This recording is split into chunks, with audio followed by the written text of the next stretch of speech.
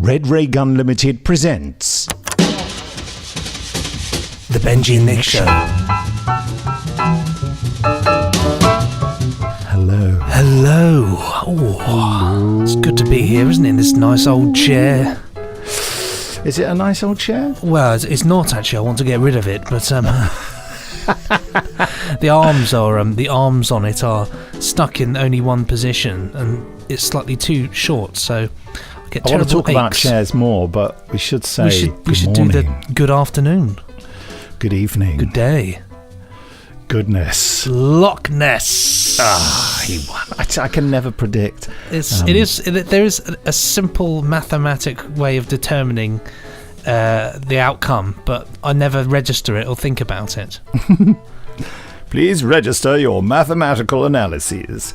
I suppose it must be whoever says the good morning will not be saying Loch Ness, maybe? Maybe, but I think I just dread to think what a brand new listener to this podcast is thinking at this moment. Anyway, I think that because sometimes we mess it up, anything's possible. It's true. It's the world is an open book, isn't it? I mean, sometimes you take it upon yourself to say the weirdest things, Benji, and then everything. And that's outside of the podcast as well. That's anything goes. Anything goes in the land of free speech. But if you are a listener, a new listener, or an existing listener and have forgotten what this podcast is all about, do you exist? We talk about cult television. That's old telly from the past, old gems forgotten, old gems remembered, just old gems really. We give them a watch and we have a little chinwag about it, a little chat. Don't we? Yeah, sometimes we answer your emails. Not today, but we will be doing it in a podcast coming up. And you send those to podcast@nicholasbriggs.com, because I'm Nicholas Briggs. He's Benji Clifford. And this is a podcast, isn't it? I'm glad you threw that. I think people might have worked that out by now, having pressed play. Yeah, well, I'll be worried. What's this strange triangle thing? Why are these people talking to me through a device? Now sit tight, the mission begins in 5. We also talked to Jamie Anderson, son of Jerry Anderson, for no apparent reason. We sort of phoned him up, which I'll try to do later. I have no idea if he's in, so we'll see what happens. That's part of the fun. I'd say he's got a good sort of 95% reliability on the picking up, hasn't he? He nearly always picks up. He does, even if it isn't convenient. He says, I'm sorry, I'm in a meeting. Please don't phone me. Go away, I'm saving the world. I'm on the toilet. I wouldn't put it past him, but and the other thing. What's the other thing we do? We do listeners' emails. We do. I've done that. Yeah. I know. I'm just going through it in my head, thinking about what we do. We talk about what we watched on the telly as well. We go through things that we might have come across in the week and things like that. So, but in the last podcast, we set ourselves the task of watching either Sweeney the movie or Regan, and since network distributors didn't send us Sweeney the movie, they've sent us Regan instead, which is the pilot episode of the Sweeney. Well, we got Regan and we got Sweeney 2, but we didn't get Sweeney 1. So a little bit of a hitch there. But you know, when it comes to the Sweeney, I couldn't care less what came, because it's so brilliant. But we'll talk about that in a moment. Well, and also, since Network were kind enough to send us Regan for free, we ought to say some nice things about them. Certainly. Well, for a start, if you want to check out Network's releases, you can go to networkonair.com and you'll find all kinds of cult telly goodies there. It really is, in my opinion, the home of cult telly. They can have that phrase if they want.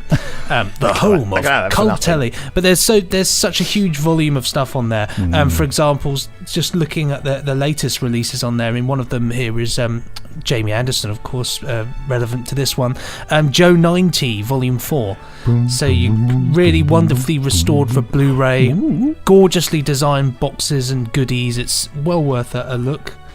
Wow. Just heading in now to some random stuff. I mean, if you're into the sort of stuff we're into, you could probably waste a day looking around their website and thinking, oh, have they got this? Typing that in, because also it's a great search engine, because if you type in a program and they haven't got it, it will suggest loads of things that are like it. Absolutely, it's very in that cleverly Netflix done. kind of way. Yeah. But there's so many things. I mean, I'm just plucking some at random under their popular products list. Scotland Yard, the complete series. I mean, that's good, and we need to do that at some point. We've done New Scotland Yard, haven't we? But we've not done... That's old Scotland Yard, is it? That's old Scotland Yard, yeah. Old knackered Scotland Yard. Old knackered, gone to the horses Dogs. in the sky. Scotland Yard. Another one... the horses in the sky, that well-known phrase. That well-known phrase which debuted today. The Awesome World's Great Mysteries is an absolute banger. That's certainly one to check out because of the people that are in it. There's so many incredible people that star in it, from Christopher Lee, Peter Cushing, Donald Pleasance, Jane Seymour, Michael Kitchen. There's just so many different people. Susanna York. That's my Donald Pleasance impersonation. Very good. I liked it. Oh, there he's back again. He's back again. There's a little... Sorry, our internet connection went very weird then. Well, it is, it is the internet. You keep massively slowing down. Oh, that's just me. No, that's my impersonation of Donald Pleasance in The Great Escape. That was very... I want to come with you. No, you must stay here. You'd be useless. You can't... I can see. You can't see a thing. Pick up that pin on the floor. Which he's rehearsed. Yes. Yes. Other things here. Roald Dahl's Tales of the Unexpected. Absolute great box set there. With a theme tune by Ron Grainer, the composer of the Doctor Who theme. Doctor Who, yeah, absolutely. A telly music icon. The Siege of Golden Hill, another great thing. I'd really like to see that, actually. Jimmy Perry's Room Service. We're going into comedies here. There's just lots of different things to check out, really. So it's well worth a little look, I think. You'd be, if you like our sort of thing, as Nick said, it would be strange if you didn't find something that you enjoyed on this website. So thanks for the special things, the goodies network. Yeah, I said special because as I was scrolling through, I saw that they were selling Special Branch. So as I said, thanks for the special. It could have worked out completely different. Special Champion Department S. Oh, they've got. Oh, another thing they've got is Slinger's Day with Bruce Forsyth, which has got a great theme tune. If you're ever on YouTube, type in Slinger's Day opening titles, and the theme tune is just.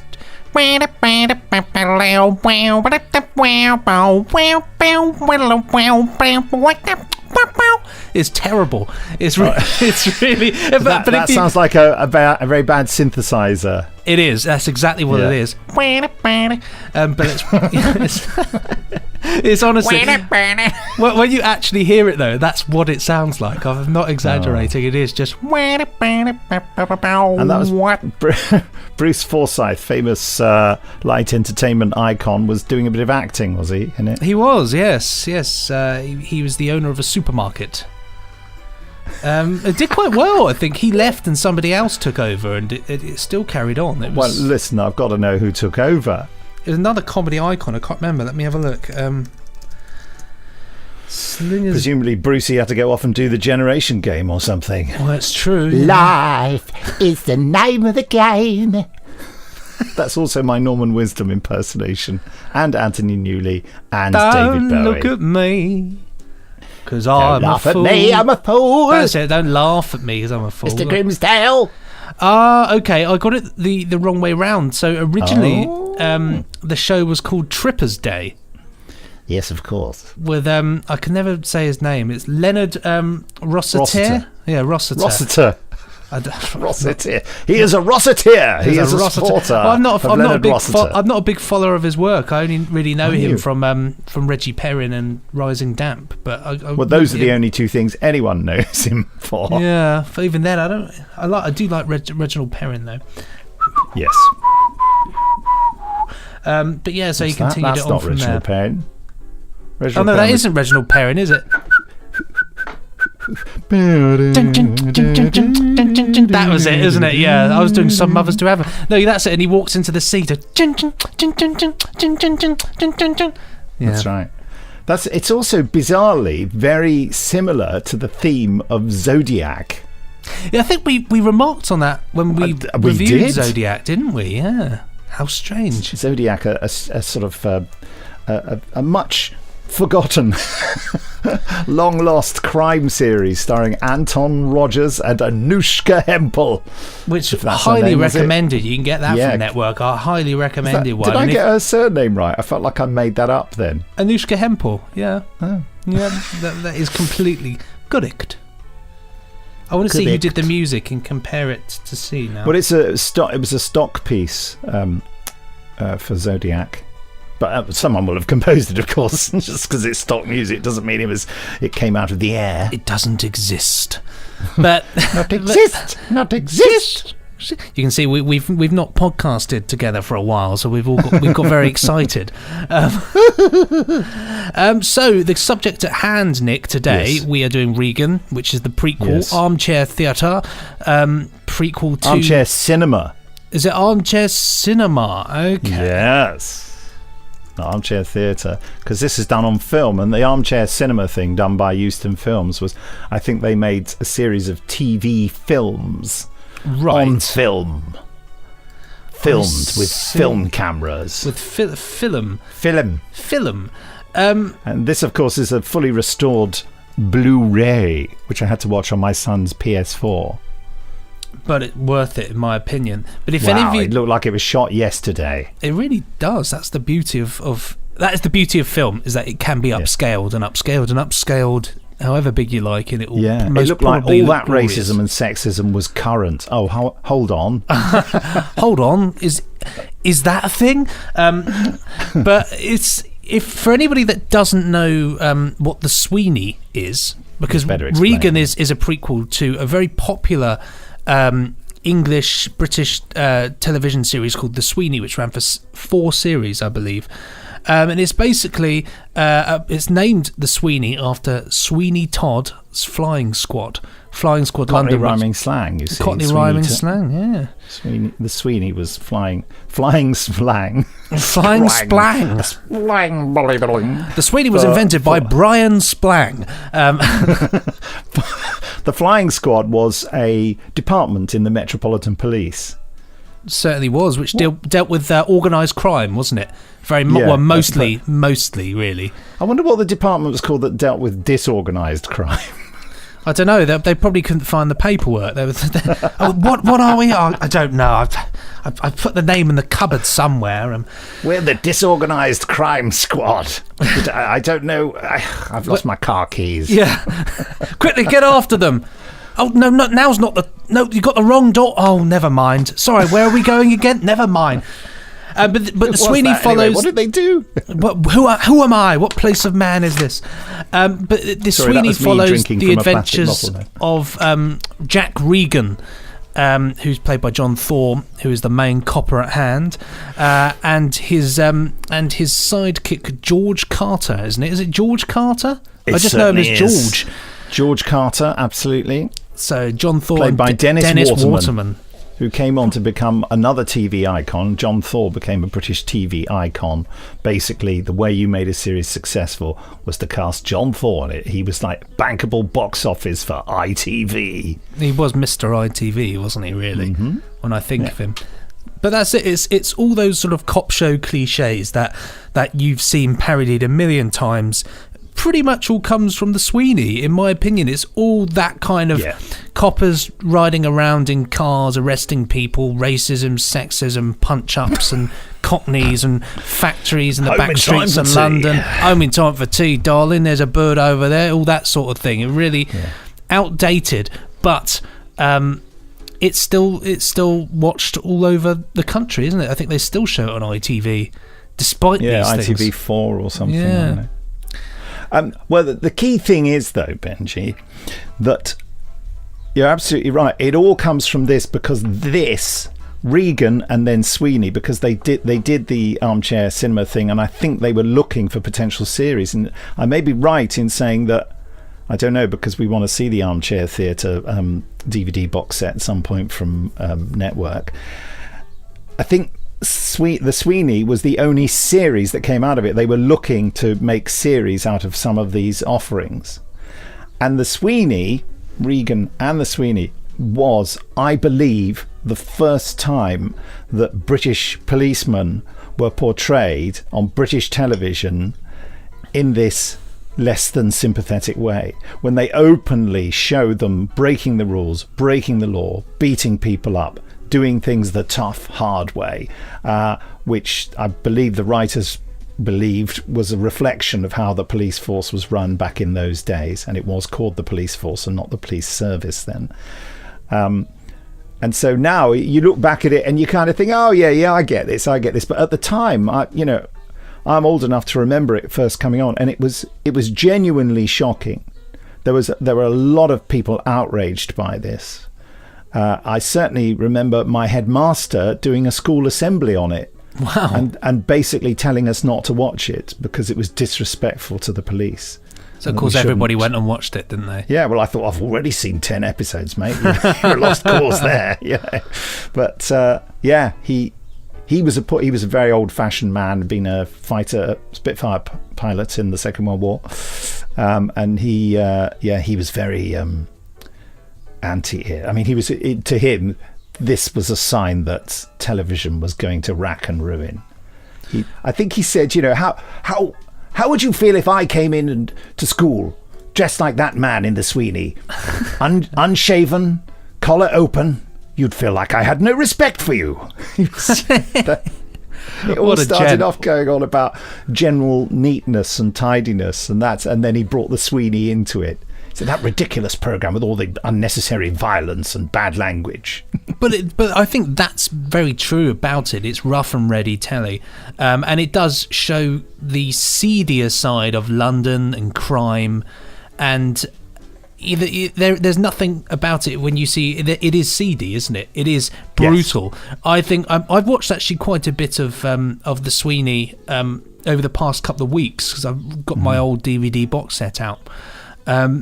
And so I was watching a lot of that before going on to Regan. And I would actually say that Regan is vastly more violent, actually, than the Sweeney. The Sweeney feels a little bit watered down. Obviously, it's not watered down. Dennis Waterman down. Watership down. Waterway to have a good time. It does feel slightly more violent. And Regan in this, the character of Regan, is a lot tougher and harder and reckless than he is later portrayed in the Sweeney. That's not to say that he isn't still all of these things, but I feel that this is a much more rough and ready. This is a one-off bit of TV drama, trying to push the envelope a bit, but they had to sort of tone it down for the series, didn't they? They did, yes. It's interesting that a lot of the quotes we hear from the Sweeney actually come from this. The famous one being, "Get your trousers on, you're nicked." Well, absolutely. Which is, whoever watches a police program, even though they don't really say it on police programs anymore, but everybody assumes that's what they say. You think when you think of these coppers arresting people, you want them to say, "God, you're nicked," but of course, it's all these cliches. I mean, going on to. By the way, after he says that to that guy, he says to the girl, because he's in bed with the girl, this criminal, and he says, "There you are, darling, you can have a lie in." Oh, I love all those. My favourite bit actually in it though is that great thing when he's arresting the bloke at the end. And he says, "Right, you're going down, you're nicked," and then he whacks him down onto the bonnet of the car. Then looks around at the tax disc and goes, "Your tax disc out by 4 months. I'll have you for that too." So that is a moment of genius. I must say. Oh, I loved it. I really hooted with laughter at that. And it was the way he performs it as well. It's just class. So I think really we'll do what we normally do. I think the first things first, I guess, is to take in the whole kind of spectrum of this. I love everything about the way this has been put together. It's shot on film, so it does look gorgeous. It's rough and ready as well in that sense. You see all these sort of old factories and some gorgeous sites which I dare say aren't there in London anymore. Oh, certainly, right there, yeah. Like but they haven't gone for glamour, have they? They haven't, no. Well, which is because I think every building seems to be having some work done on it. There's scaffolding everywhere. There doesn't seem to be a single building that's in full working order. everything's echoey, isn't it? And like yes. there's a wonderful shot of like London Bridge and Big Ben, and then just surrounding it are just these old sort of industrial monstrosities or like dirt roads with bits of wood on them and broken cars and stuff like that, which is great. But I think the thing about it as well is it helps add to that sort of, this is real crime, this is not filmed inside a television studio with a bunch of blokes, sitting around a table planning to rob a bank. These are vicious, hard criminals, especially at the start when they're beating that bloke up. Yes, it basically begins with the protracted murder of a policeman, doesn't it? He doesn't die for a few days, but he gets put in hospital. Well, he gets beaten up to an absolute pulp, thrown out of a window. You think he's going to be dead, yeah. And then he gets up. The next day, they throw him out of one of those old dock buildings, and he hits the shore, doesn't he? He lands on the shingle. On his back as well. The Thames, yeah. And then you think, well, he's dead. That's terrible. And then they cut to the next morning, and he wakes up and gets up in a kind of, oh, blimey, what's happened sort of way, staggers into the road, and then some hapless person runs him over. So it's kind of a little bit... It's a bit like, it felt a tiny bit like a scene from Police Squad where he's sort of struggling around and falls into a man trap and treads on a rake that smacks him in the face and burns his hands. I'm making stuff up. You know what I mean? It seems... but it is horrible and bleak. But you also know that this copper's not going to survive because he just looks like a stuntman, doesn't he? You know that this bloke is never really going to say any lines, is he? He's purely there as a catalyst to drive the story forward. He's got a face that doesn't talk. You've got a face that doesn't fit, mate. But the really tragic thing is that he lives with his grandmother. He doesn't look like the kind of guy who'd live with his grandmother. And of course, Regan has to go around and tell his grandmother that was sad. Dead. Her and her budgie. And the portrayal of that. Her and her budgie. That just made me laugh then. But the bleakness and the lack of emotion portrayed in that scene when he tells her, where he just gets to, and he says to her neighbour, look after her, yeah, she'll be all right, I'll make her a cup of tea. And it's kind of like, God, is that it? And he goes outside and he says to George Waterman, he says that those bastards have killed 2 people. That old woman's got nothing to live for anymore. It's I don't know if he says bastards, but he says it a lot in bastards. this though. I've noticed he said it at least 3 times. Bastards, those bastards. But he was going on about the coppers, bent bastards. But I ain't a bent copper. I think it's an opportune moment to move on to the characters, isn't it? So we got Jack Regan, their hard cop, realistic, flawed character. You should stop drinking and all this. So he sorry. No, carry on. I'll carry on drinking. Oh, thank you very much. Now, the shocking thing, I tweeted this the other day when I was watching the Sweeney. The shocking thing is John Thor in this is 33 years old. Wow. 33, and he looks in his late 40s to 50s. He looks like he's had a hard time. Interestingly, his ex-wife in this says, "Look, she says to him, you're 34, Jack," which is interesting, or 35. I think it's not his actual age. Yeah, 35. She said, "You're 35 and you look 45." So they already cast him as someone slightly older, but they cast him as someone who looks much older. So they acknowledge it in the story. I mean, he takes his shirt off at one point, doesn't he? And frankly, it is not a pretty sight. I mean, no one went to the gym in those days anyway, but neither do I. But I flatter myself I look a little bit better than that. I mean, there's a hell of a lot of beer and fags being put into that body. Well, he drinks whiskey, like I'm just showing, there's like more than an inch depth of whiskey with no ice or anything, just straight down all the time. Well, he goes up to the pub, does he? 2 whiskies, large ones. Yeah.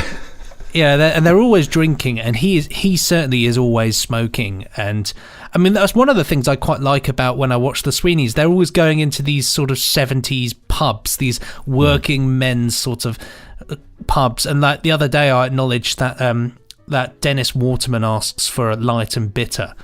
And so when I went down my local pub, I went to the bar, so I can have a light and bitter, and they just delivered it. They just said, yeah, sure. Wow. And I got a light and bitter. Absolutely. I don't know why we don't drink it more, because it's a really nice drink.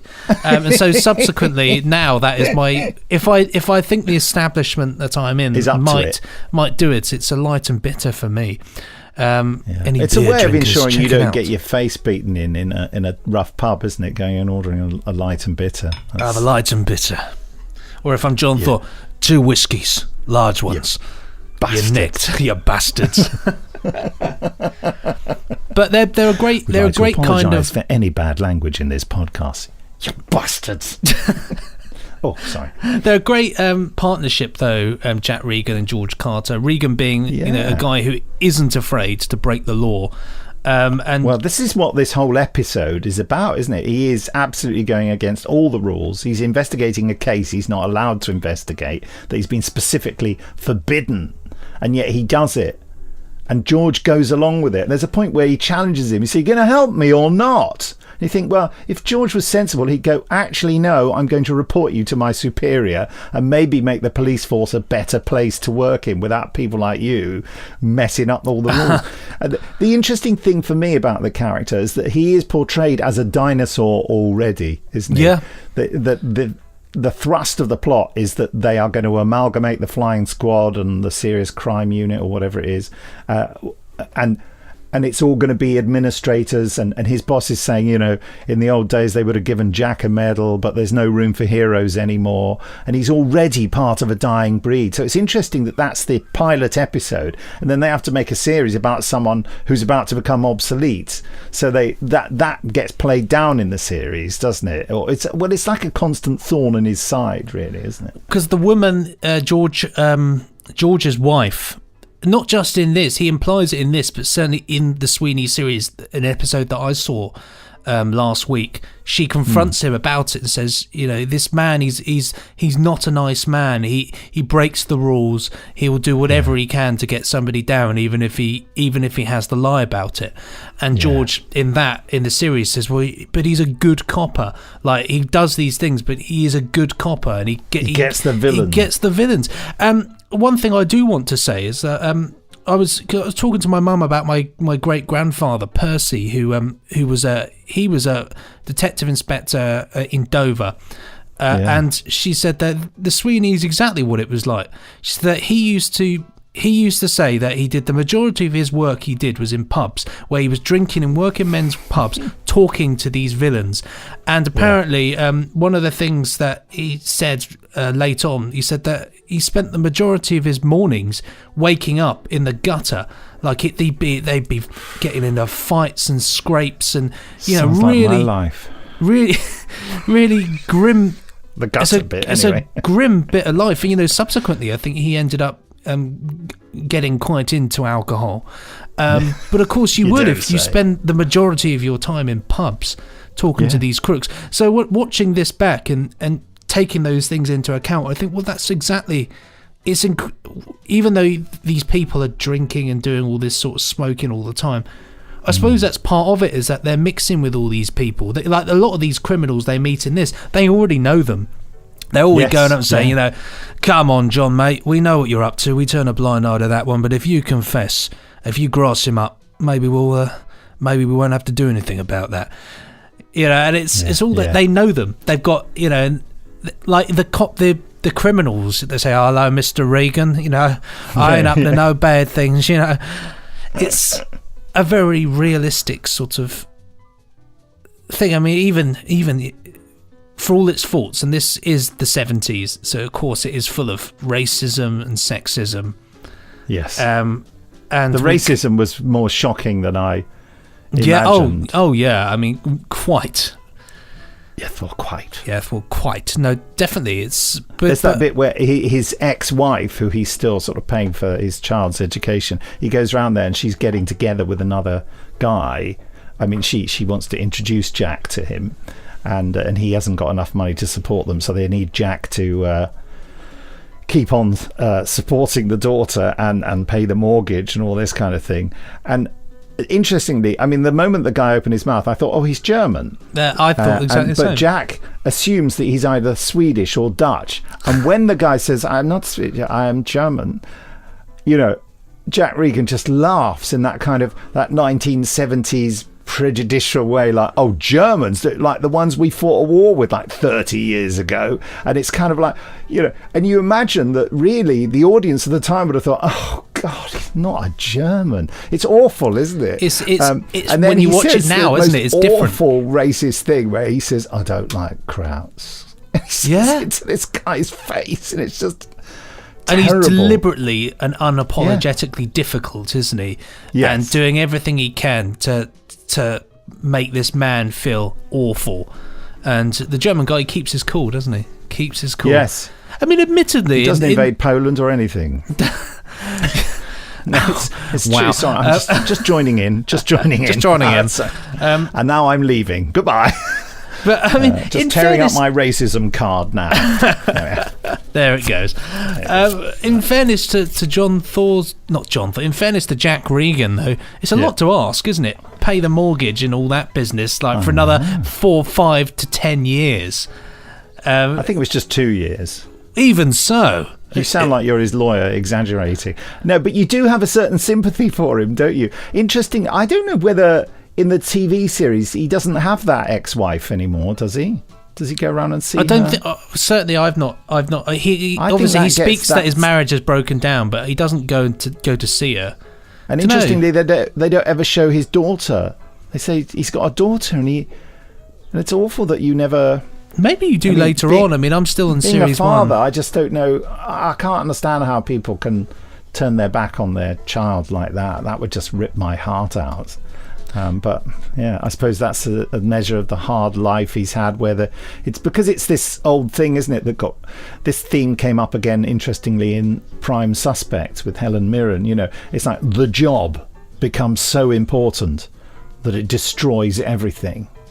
And yet our mate Andrew Smith was a high-ranking police officer, and he's very happily married with young kids. Well, not yet. They're not, so they're teenagers now. So he obviously, he survived the job, didn't he? I suppose it's down to what type of person you are, isn't it? Some people, they all they can focus on and think about is the task at hand. So I think the key. What I'm like. I mean, I have no experience in the force, but You're no experience in the force. I ain't got no experience in the force, but I'll give you this bit of information, son. I think it's the key to doing well, is it not, is to be able to do your job, but then when you're out of there, to distance yourself enough that you could enjoy everything else, and it's about splitting your time. But of course, Regan, he's so in deep, isn't he, with everything, that his life is dedicated to sorting this out. Everywhere he goes, he's thinking about the case. But he's sort of addicted. He's addicted to the job. I think that's what's happened. Well, he's obviously got an addictive personality with the amount of booze and fags he drinks. The mountain of booze and fags. Well, it is though, isn't it? It's everywhere. Fags. They're sitting in. Like, that's what it's like when you smoke. Yeah, a cigarette is an answer to everything. I feel down. I fancy a cigarette. I feel great. Let's have a cigarette. I've just had a nice meal. Cigarette, cup of tea, yeah, and a fag. That is the insidious nature of addiction, and particularly with nicotine.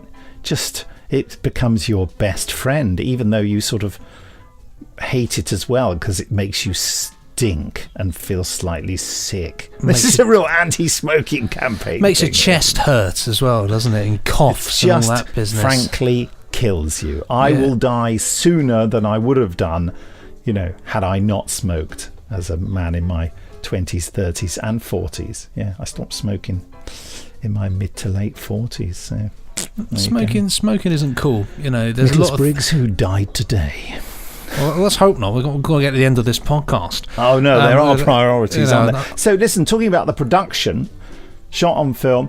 They do tracking shots and things, don't they? I don't think they do much of that in the Sweeney. Sweeney's very much shot on sticks, on a tripod, on street corners, isn't it? They're very sort of smash and grab. This is a little bit more. They spent a bit more time on this, I feel. I think as well that they do the tracking sort of panning shots for the opening of every scene in the Sweeney. Every location's like, this is where we are, and then it's just, now we're staying here. On this little tripod. But yeah, it's got a lot of life to it. But I think they obviously really believed in what they were making, first of all, because they've made it feels like it is a movie. It does feel, I think, like you can compare it to something like Get Carter, something like that. I think that's the sort of look and feel they were going for, really. It's gritty. They use drama. Stock music, don't they, for incidental music? Yes, all the way through. That's one of the things that is so interesting about the Sweeney is the use of stock music from people like Keith Mansfield, and there's another great one which I noticed in the Sweeney this week, who did a whole what is it, The Detectives stock music. There's this whole CD of just called like The Detectives or something. Yeah. And I'm sure there's one called Shut It as well that I got. That's all the incidental music from the Sweeney, with quotes from the Sweeney on it as well. Okay, the detective Alan Tew, Tew, was is this great 1976. They use it late on in the Sweeney. It's like an album of stock music designed for cop shows, and once you've heard the running theme in it. You'll notice it in all these 70s shows, it's just the cop music. But it works because I think what's so cool about the Sweeney is that it has got that really distinct soundtrack of like bass lines of cool bass lines and guitar licks and strange synthesizer things as well. Yeah, it's current, isn't it? At that time, it would have been like, you wouldn't have found that 10 years previously on shows like Z Cars and things. No way, nothing to that same caliber as this. This is very much, we're in the 70s. Who composed it? The Sweeney theme, of course, is not used on this because they hadn't conceived of a series yet. Who composed the Sweeney theme, just by the by? Let me find out for you. And also, Regan, it has a theme tune, but I'm guessing the theme tune is library music as well. Yeah, all of it's library music. Everything about this is library music. Quite a nice bit of music, that, isn't it? It is. It's got a lovely. Oh, here we go. No, that's not it. The Sweeney.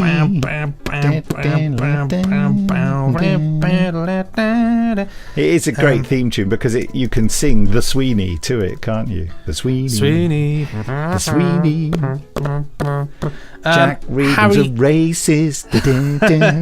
He's nasty. It's by Harry South. So who did it? Harry South, who also did The Chinese Detective. Not an awful lot else, really. But one of the great things, we'll talk actually. He did the shopping. He did the shopping on a Wednesday, but this leads perfectly into the actual package itself. The Blu-ray release, because it does have a music only option, which is fab. Because I didn't know that. Yeah, if you go into there's loads of different things actually. I was quite gutted. You can check it out in its original mono sound. You can get a 5.1 mix of it, although I don't have 5.1 anymore, which made me quite sad. Or you can get the music only option. So really a wealth of options there.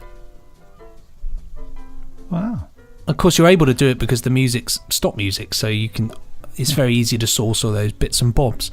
So does that mean that there's no dialogue? You can just watch it with just music, so there are large sections of silence? Yeah, there's like on classic Doctor Who DVDs where you can just have the music. So when they're talking, there's no other sound effects, just the music. I've never worked that out. I don't know how you get that. Just goes on to like settings or setup or sound or something on the menu, and then you can check it out. It's great. Whack it on, go do the cooking. Have a bit of that in the background. Great. But the other big thing that I want to say about this is it's on Blu-ray. It's been restored. and has been gorgeously restored. It's flawless. It's considering it's all on film. I didn't notice any tiny little no little hairs as they classically you imagine with film. No little bits of grain. It's just absolutely flawless. It really is Brilliant. It looks the absolute business, and I think that is what is so important about. That's the step forward, I think, when it comes to from DVD to Blu-ray, is that you don't get this level of high definition. When you see things on DVD, they're clear and smooth, but I think when it comes to Blu-ray, this is like watching something on a whole new level when it's shot on film. I mean, the interesting thing with the new Doctor Who box sets is that they've upscaled old film recordings to Blu-ray, and I can't get my head around how that would look an awful lot different, but what do I know? I think when you upscale old video, that looks odd, but I think it's worth doing with film. Any other words about Regan / the Sweeney? I think I'll give it a good rating. I'll give it a 5 out of 5 because I think it's absolutely top brass, absolutely fantastic. I give it 4 because of the old-fashioned values in it. I take an exclamation mark away for the sexism and the racism, even though that's kind of endemic in that society of the time and hardly the fault of the programme. But you could argue that they had a choice whether or not to present that. I mean, I will say one outrageous thing that I heard about the Sweeney is that there was, and this may be an apocryphal story, but I heard that there was a genuine policy not ever to portray any black characters in a positive light. There are many black characters in the Sweeney, but they are all villains. There's never a sympathetic black character. You're kidding. And that is because it had fantastic sales in South Africa, and that at that time South Africa was under apartheid. But I don't know if that's true. I mean, if anyone knows... If it is, that is absolutely shocking, isn't it? That is horrific. That's the world at that time. That's the kind of thing they would have taken into consideration. I mean, probably most people working on the programme wouldn't have been aware of it. It's just that, the producers would say, oh, let's... that nice guy there, let's keep him white, shall we? And maybe this villain here could be black. So it was all right for the apartheid regime if you had a television programme where a black character was a villain. That suited their stereotypical views, but it's madness, isn't it? Really, but offensive, But equally, I mean, the whole piece, as it were, is a reflection of a completely different time. In everything from the way the police are operating here. I'm not saying that there isn't a bit of rough and tumble going on out in the field. I don't know about that, but certainly Which field? The one behind you? Or? Yes, the one down the road, full of cows. They're really at each other's throats. But everything from that, so vicious cows. The attitudes, the manners, the mannerisms. Sorry, the people are out there. Recreational things like smoking, drinking, an awful lot. The attitudes, it's like a window to a time that thankfully we have moved on. We've still got work to do, but yes. Certainly it's an interesting this afternoon or well if we can. I mean I see exactly what you mean. The important thing about this is that this take on thriller TV procedural television was new, and anything else brilliant that came after it owes the Sweeney an enormous debt. I think so. It was a trailblazing series, I think. And I think judging it on that, what it's given to television, the piece in general, with a good story, good characters, hard characters, and the look and feel of the show. That's why I'm giving it its 5. Yeah, obviously, I'm taking the other stuff out of the equation to give it a 5. But I'm with you that if we were to take the attitudes into consideration, then of course, one could argue. I'm being sort of hopelessly PC about it. That's all. I just feel that to me that was an important thing because I was genuinely shocked by It the is. level of offensiveness in it, but it's part of the character of the piece as well, and part of its I think the most shocked I've been out of all of the things we've watched so far is still the Stone Tapes, with that whole complete racist scene in that, like the scene with them in the office. That was the one that really I thought, wow, this is not needed. When they're out of control. They're being rude about the Japanese, aren't they? I mean that for me, I thought that was awful. That was but it all just seemed fair game at the time, which is shows how things have changed for the better. But anyway, we're giving a big thumbs up to Regan, which I remember seeing at the time. I haven't seen it since. I have seen the Sweeney since, and at some point in the future we will be talking about Sweeney and Sweeney 2, the two movies they made. But we should do Sweeney first, and since we haven't been sent that one, we ought to hang on for that. Definitely, and it's always good to shake it up with different things as well, I think. Yeah. Now, let's see whether Jamie's about, shall we? Yeah, why not? Watch out, there's an Anderson about. An Anderson shelter ring. It's ringing.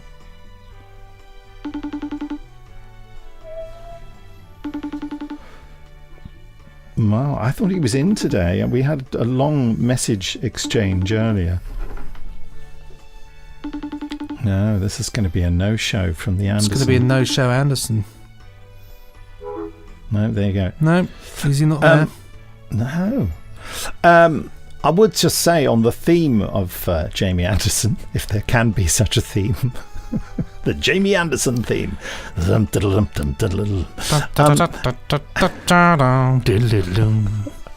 was my Barry Gray.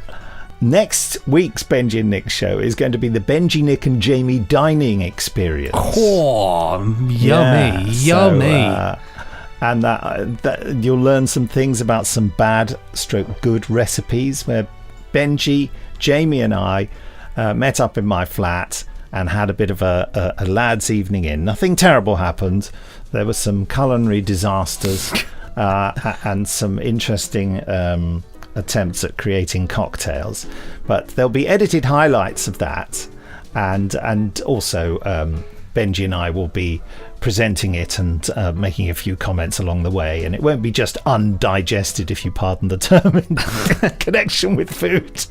Undigested. Very well done there. That was great. You've been thinking about that one all I haven't actually. It won't be just undigested us messing around for an hour or something. It'll be a little bit more ordered than that, one hopes. I'm not thinking of the photograph you sent me of the chocolate biscuit mixture I made. That's and what you said it might have looked like. Which is accurate, by the way. Thank you. Yeah. Anyway, so that's what's happening next time. Also, next time we will choose something to talk about in the podcast after that. So there you have it. And I dare say next time we'll also be talking about the latest things we've seen on television. Anything to add before we get close to the mic? And well, I think it is time, isn't it? I think I've not got much to add other than it's going to be exciting. So here we go, nice and close there to the microphone. My nose is resting on the pop shot of actually not the microphone. Look, the microphone's going down. Come back. It's sinking. It's sinking. Cheerio. Bye-bye.